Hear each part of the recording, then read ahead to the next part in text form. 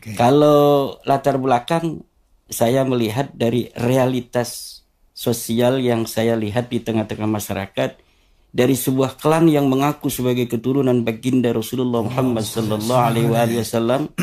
Di saat yang sama, akhlak-akhlak yang ditampilkan jauh daripada akhlaknya baginda Rasulullah Muhammad SAW. Ajaran. Assalamualaikum warahmatullahi wabarakatuh. Alhamdulillahi rabbil alamin.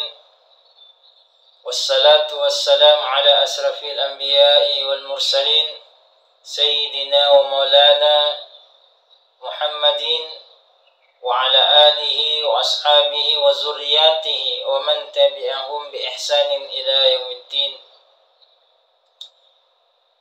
Alhamdulillahi rabbil alamin ala kulli hal.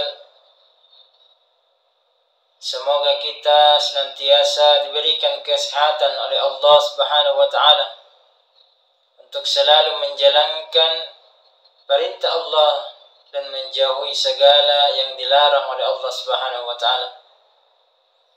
Betapa banyak perintah-perintah Allah dalam Al-Qur'an.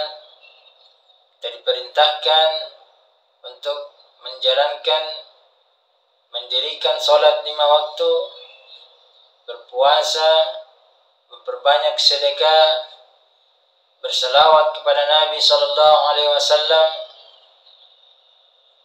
Dan terkait polemik nasab ini, Allah Subhanahu wa taala berfirman dalam Al-Qur'an, "Qul as'alukum ajran illa al-mawaddata fil qurba."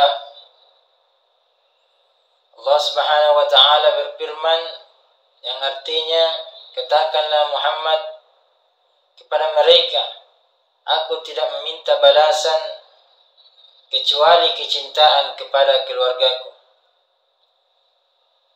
Mencintai keluarga Nabi sallallahu alaihi wasallam adalah perintah Allah. Lalu kemudian apakah kita ingin menafikan atau mengingkari perintah Allah tersebut? Seorang kiai dari Banten yang bernama Imaduddin 2 tahun terakhir ini telah menulis, telah meneliti nasab-nasab para habaib yang kita ketahui bersama yang melatar belakangi penulisan ini adalah karena menurutnya di antara para habaib ada yang isi ceramahnya hanya memprovokasi umat Islam, kurang berakhlak. Lalu Al-Fakir menanggapi bahwa apakah karena 1-2 oknum para habaib yang menurut kalian tidak berakhlak, lalu kemudian kita menghukumi semuanya, baik habaib yang ada pada zaman ini maupun zaman-zaman terdahulu, yang mana kita ketahui bersama bahwa Indonesia menjadi mayoritas Islam karena jasa para habaib. Mereka datang ke Indonesia menyiarkan Islam, mengajak orang bertauhid kepada Allah, lalu kemudian mengajak orang bertakwa kepada Allah Subhanahu wa taala. Satu pertanyaan buat Imaduddin dan seluruh pendukung-pendukungnya yang senantiasa mendukung setiap langkah-langkah Imaduddin, meskipun langkah tersebut adalah langkah yang tidak dibenarkan. Banyak kebohongan terjadi di dalamnya. Pertanyaannya adalah apakah orang Banten bisa dikatakan berakhlak buruk semuanya jika satu oknum saja seperti Imaduddin ini yang akhlaknya buruk apakah bisa dikatakan bahwa seluruh orang Banten itu akhlaknya buruk?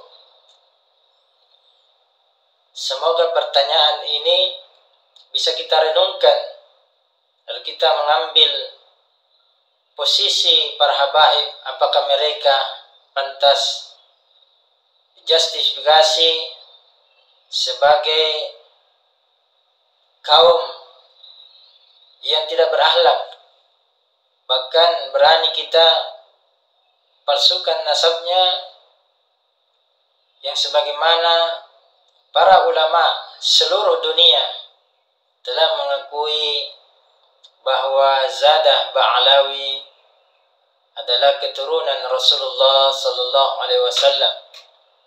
Namun karena munculnya seorang kiai dari Banten yang bernama Imaduddin telah merusak, telah membuat gaduh seluruh masyarakat Muslim Indonesia yang sampai hari ini masih terus diperbincangkan, padahal masih banyak hal-hal yang penting untuk kita bahas bersama.